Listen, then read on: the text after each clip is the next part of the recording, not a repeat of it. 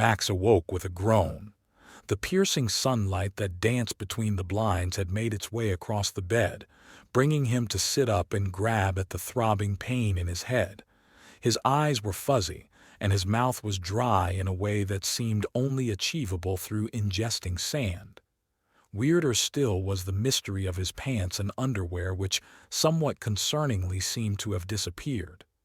It wasn't until his eyes finally adjusted to the morning light that his severely hungover brain began to suggest that perhaps the bed he found himself in was not his own.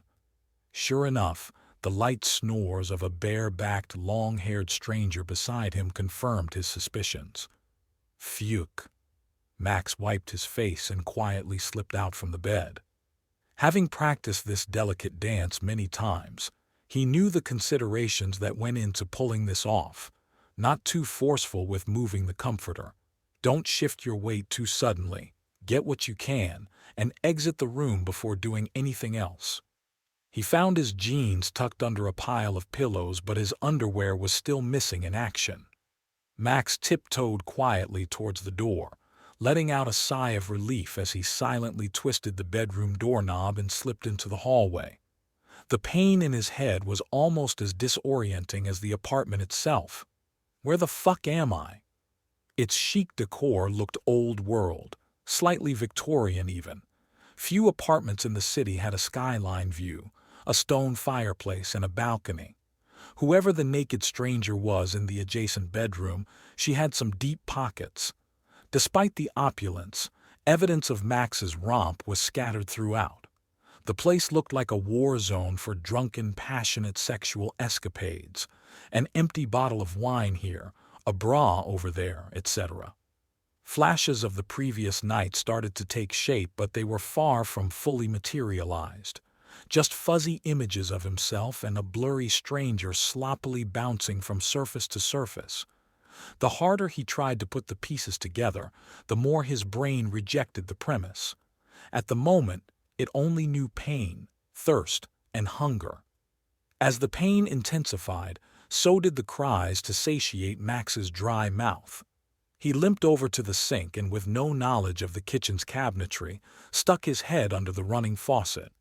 The cool water provided a brief respite from his thoughts of survival. The pain in his head remained, but with his immediate thirst quenched, Max could once again focus on piecing together what happened, where he was, and how to get home. He reached into his pockets. "God damn it," he muttered. "Where the fuck is my phone?" Max looked around the kitchen and found nothing but trays of potpourri and a collection of quirky teapots. Damn, how old is this woman, he thought. A rather strange but plausible profile started to take shape in his mind. He remembered attending the party. He remembered going to the next bar, and the next one.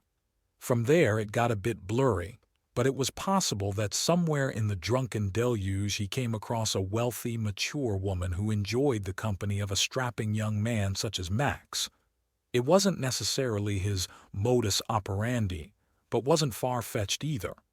The past 2 years felt like a rotating carnival of sin, touring the country in search of relief from wounds so deep that true love could be the only culprit.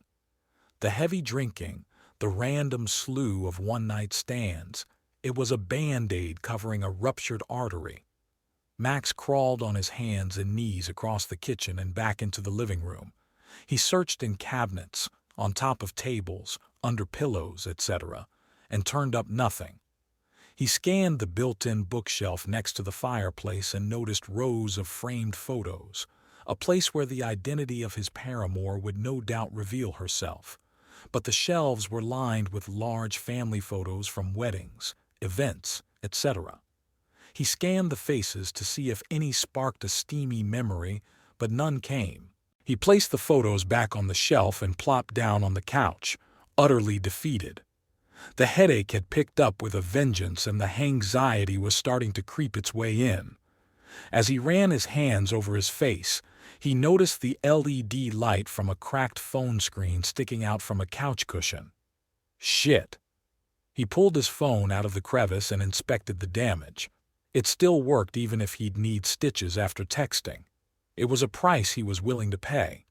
That's when he heard a low growl coming from the other side of the couch. He looked up to find a tiny Pomeranian, no more than 10 pounds, snarling at him and holding something in her mouth. As Max leaned in, he solved the mystery of the missing underwear which currently resided in the Pomeranian's jaws. Max brought his finger to his lips. "Shh," he pleaded. The dog continued to snarl. Max approached cautiously. "Easy, buddy. I just want my underwear, all right?" He reached out and entered into a tug of war with the tiny dog, pulling on the boxer shorts. While playing tug of war with your underwear whilst hungover in a stranger's apartment was not ideal, it was nowhere near the worst-case scenario in Max's mind.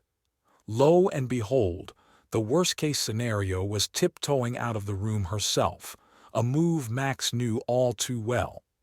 He watched out of the corner of his eye as the beautiful, half-dressed stranger quietly tiptoed around the apartment, scooping up items.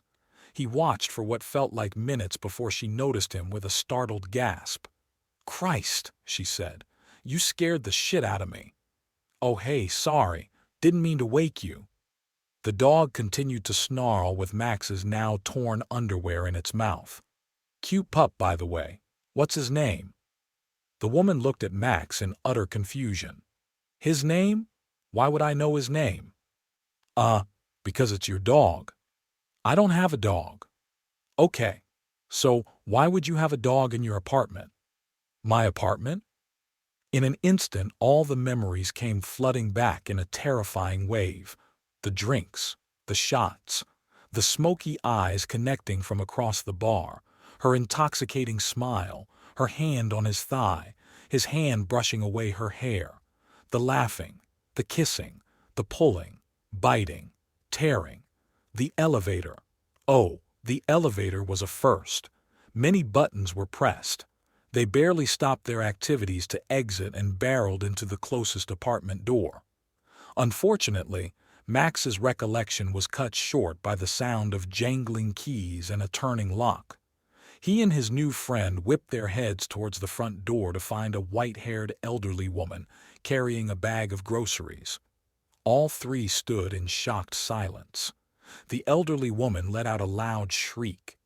Max and his new friend looked at each other and sprinted towards the door, scooping up their belongings before barreling into the nearby elevator. They both tried to catch their breath. "Holy shit," she panted. "Holy shit, did we really just—" "Yes, I think so." They both stared ahead in silence as the elevator clicked through the floors. "Well, I must admit that's a first for me," Max admitted. The woman scoffed. "The one-night stand?" "No, the accidentally committing a felony." She looked deep into Max's eyes before bursting out into laughter. Soon, he joined her and they cackled as they descended down the building. She held out her hand. "Jessica," she said with a smile. "Max." "So Max, I suppose we should go on the lam somewhere and lay low for a while?" Max nodded. At that moment there was no woman on earth more beautiful than she was. For the first time in years, Max remembered the feeling of feeling, and it returned like an old friend. "Yes," he said, "I suppose so."